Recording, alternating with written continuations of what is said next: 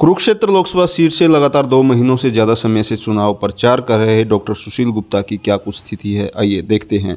साथियों, जो ही इंडिया गठबंधन में आम आदमी पार्टी की ओर से डॉक्टर सुशील गुप्ता को कुरुक्षेत्र लोकसभा सीट से उम्मीदवार घोषित किया गया, तो डॉक्टर सुशील गुप्ता ने अगले ही दिन से अपने चुनाव प्रचार को शुरू कर दिया था और गांव-गांव, शहर-शहर, कस्बे-कस्बे में जाकर वो लोगों से मिले, जिसका एक परिणाम ये देखने को मिलता है कि ग्रामीण क्षेत्रों में एक बहुत बड़ा वोट बैंक आज डॉक्टर सुशील गुप्ता के समर्थन में है।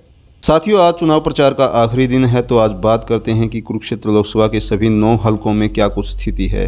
साथियों, जो ही बीजेपी की ओर से नवीन जिंदल का नाम सामने आया था, तो सभी लोगों को लगा था कि शायद अब चुनाव प्रचार फीका पड़ जाएगा, लेकिन जो ही चुनाव प्रचार का काफिला आगे बढ़ता गया तो चुनाव प्रचार में और ज़्यादा गर्माहट आई। आज स्थिति ये है कि बीजेपी के समर्थक और कार्यकर्ता ये पूछते हैं कि क्या नवीन जिंदल इस सीट पे जीत पाएगा या नहीं। मतलब साफ है कि डर बना हुआ है। तो साथियों, सबसे पहले बात करते हैं कलायत हलके की। कलायत हलका एक ग्रामीण अंचल का हलका है। यहाँ से डॉक्टर सुशील गुप्ता को एक बड़ी लीड मिलती हुई दिखाई दे रही है कि कांग्रेस के तमाम लीडरों के साथ साथ आम आदमी पार्टी के तमाम लीडर भी इस हलके में पूरा जोर लगाए हुए हैं, चाहे अनुराग डांडा हो या महावीर चहल हो, या उनके साथ साथ जितने भी स्थानीय लीडर हैं सभी ने पूरा जोर लगा रखा है और इस हलके से एक बड़ी लीड आम आदमी पार्टी के समर्थन में, डॉक्टर सुशील गुप्ता के समर्थन में दिखाई दे रही है। तो अब बात करते हैं कैथल हलके की। कैथल हलके में डॉक्टर सुशील गुप्ता के समर्थन में रणदीप सुरजेवाला ने ये कमान संभाली हुई है।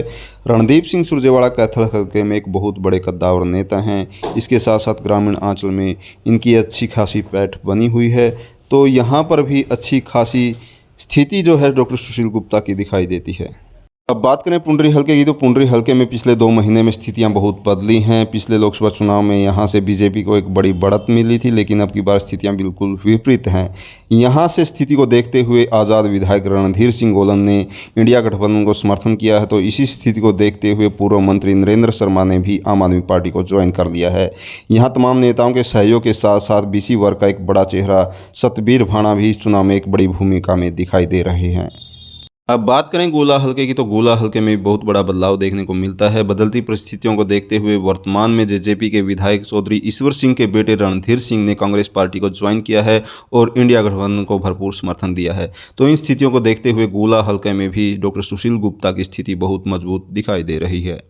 अब बात करें लाडवा हलके की, तो लाडवा हलके में भी बदलती परिस्थितियों को देखते हुए 2 बार की सांसद रह चुकी कुलासो सैनी ने कांग्रेस पार्टी को ज्वाइन कर दिया है और इंडिया गठबंधन को मजबूती प्रदान किया है, तो वहां पर भी डॉक्टर सुशील गुप्ता एक मजबूत स्थिति में दिखाई दे रहे हैं।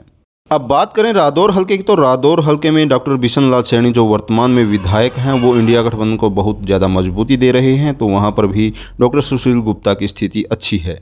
अब बात की जाए पिहेवा हलके की, तो पिहेवा हलके में पहले से स्थिति तो अच्छी थी ही। पूर्व मंत्री बलबीर सैनी ने जो ही आम आदमी पार्टी को ज्वाइन किया तो इंडिया गठबंधन को और ज़्यादा वहां पर मजबूती मिली है। इसके अलावा थानेसर हलके की बात की जाए, तो थानेसर हलके से अशोक अरोड़ा जी कमान को संभाले हुए हैं। इंडिया गठबंधन को मजबूत करने में उनका बहुत बड़ा योगदान वहाँ से है, क्योंकि वो एक पुराने तजुर्बेकार राजनेता रहे हैं। इसके अलावा कुरुक्षेत्र हलके में गुरदयाल सिंह सैनी पूर्व सांसद जो रहे हैं वो भी कुरुक्षेत्र हलके में एक मजबूती इंडिया गठबंधन को दे रहे हैं।